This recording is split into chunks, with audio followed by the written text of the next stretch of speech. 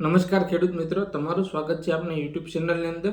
આજે આપણે ખેતીના સૌથી મહત્વના સાધન એટલે કલ્ટિવેટર વિશે વાત કરશું। તો ગુજરાત સરકારના આઈ ખેડૂત પોર્ટલ ઉપર કલ્ટિવેટર માટે ગુજરાત સરકારે સહાય જાહેર કરી છે। અને ખેડૂત મિત્રો, જો તમે પણ કલ્ટિવેટર લેવાનું વિચારી રહ્યા હોય તો આ વિડીયોને અંત સુધી જોજો, કેમ કે આ વિડીયોની અંદર આપણે ફોર્મ કઈ રીતના ભરવાનું છે, ફોર્મ ભરવાની છેલ્લી તારીખ કઈ છે, કેટલી સહાય મળે છે અને કયા કયા ડોક્યુમેન્ટ જરૂરી છે આ કલ્ટિવેટર લેવા માટે, તો આ વિડીયોને અંત સુધી જોવાનું ભૂલતા નહીં।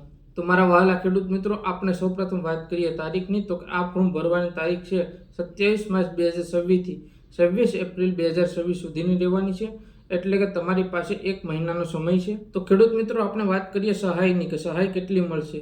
તો સરકાર દ્વારા કલ્ટિવેટરમાં 16,000 થી 25,000 સુધીની સહાય આપવામાં આવશે અને તે તમારી જાતિની કેટેગરી અને સાધનના પ્રકાર ઉપર આધાર રાખશે। અને મારા ખેડૂત મિત્રો, ખાસ નોંધ એ છે કે તમારે એવા સાધનો ખરીદવા પડશે જે ભારત સરકાર દ્વારા માન્ય ટેસ્ટિંગ સંસ્થા દ્વારા પાસ થયેલા હોય અને આઈ ખેડૂત પોર્ટલ પર રજીસ્ટર્ડ થયેલા હોય। સાધન હંમેશા ઓથોરાઇઝડ ડીલર પાસેથી જ ખરીદવાના રહેશે। તો ખેડૂત મિત્રો, તમારા મનમાં પણ એક પ્રશ્ન થતો હોય કે મારે પણ કલ્ટિવેટરની યોજનાની અંદર ફોર્મ ભરીને લાભ લેવો, પણ આની અંદર કયા કયા ડોક્યુમેન્ટની જરૂર પડે, તો એ ડોક્યુમેન્ટની હું માહિતી તમને આપી દઉં। એ ડોક્યુમેન્ટ તરીકે મિત્રો આધાર કાર્ડ, ઓળખના પુરાવા તરીકે હાથ 12 અને 8 આની નકલ, જમીનની વિગતો માટે બેંક પાસબુક અથવા કેન્સલ ચેક, જે સહાયના પૈસા આવે એ સીધા તમારા ખાતામાં જમા થાય એ માટે। ચોથું જોઈએ છે અરજીની સહીવાળી નકલ, જે ઓનલાઈન ફોર્મ ભર્યા પછી તે પ્રિન્ટ કાઢી અને સહી કરવાની રહેશે। પાંચમું જોઈએ ખરીદીનું અસલ બિલ, જે તમે ડીલર પાસેથી સાધન ખરીદો તેનું પાકું બિલ જોઈએ। છઠ્ઠું સંયુક્ત ખાતેદારના કિસ્સામાં પાહેદારી પત્રક, એટલે કે જો જમીનમાં બીજા નામ હોય તો તેનું સંમતિ પત્રક જોઈએ। સાતમું તો કે જાતિનું પ્રમાણપત્ર, જો તમે SC/ST કેટેગરીમાં આવતા હોય તો। આઠમું તો કે સાધન સાથેના ફોટો, કેમ કે આમાં 3 પ્રકારના ફોટો જોઈએ, માત્ર સાધનનો ફોટો, સાધન સાથે લાભાર્થીનો ફોટો અને ખેડૂત અને સાધનના બંને સ્પષ્ટ દેખાય તેવા ફોટો જોશે। નવમું ટેકનિકલ વિગતો, એની અંદર આવે છે સાધનોના સિરિયલ નંબર, RTO પાસિંગ જો લાગુ હોય તો, અને સેન્ટ્રલ કોડ અથવા તો IMEI નંબર।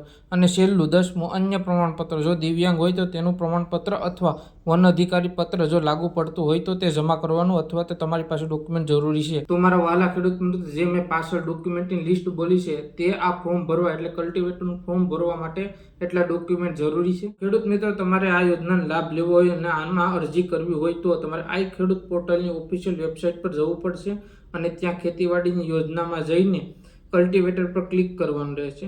અને યાદ રાખવા જેવી એ બાબત છે કે ફોર્મ ભર્યા પછી તેની પ્રિન્ટ કાઢી લેવી અને જરૂરી સમય મર્યાદામાં ગ્રામ સેવક અથવા તાલુકા વિસ્તરણ અધિકારીને જમા કરાવવાની રહેશે। અને જો તમે પોતે ફોર્મ ભરી નથી શકતા તો તમારા નજીકના ગ્રામ સેન્ટર અથવા સાયબર કાફે જઈને પણ આ ફોર્મ ભરાવી શકો છો ખેડૂત મિત્રો। હા મારા ખેડૂત મિત્રો, આ હતી કલ્ટિવેટર વિશેની સંપૂર્ણ માહિતી। સમય ઓછો છે તો વહેલી તકે તમારા ડોક્યુમેન્ટ તૈયાર કરી અને અરજી કરી દો। અને હા ખેડૂત મિત્રો, જો તમને આ માહિતી ઉપયોગી લાગી હોય તો વિડીયોને લાઈક કરજો, તમારા બીજા ખેડૂતો સાથે શેર કરજો, જેથી તેઓ પણ આ સહાયનો લાભ લઈ શકે। અને હા, આવી જ ખેતીલક્ષી યોજનાની માહિતી માટે આપણી ચેનલને સબસ્ક્રાઈબ કરવાનું ભૂલતા નહીં। કોઈ પણ પ્રશ્ન હોય તો તમારે કોમેન્ટમાં જરૂર પૂછજો। ત્યાં સુધી મળીએ આપણે નવા વિડીયો સાથે। જય જવાન, જય કિસાન।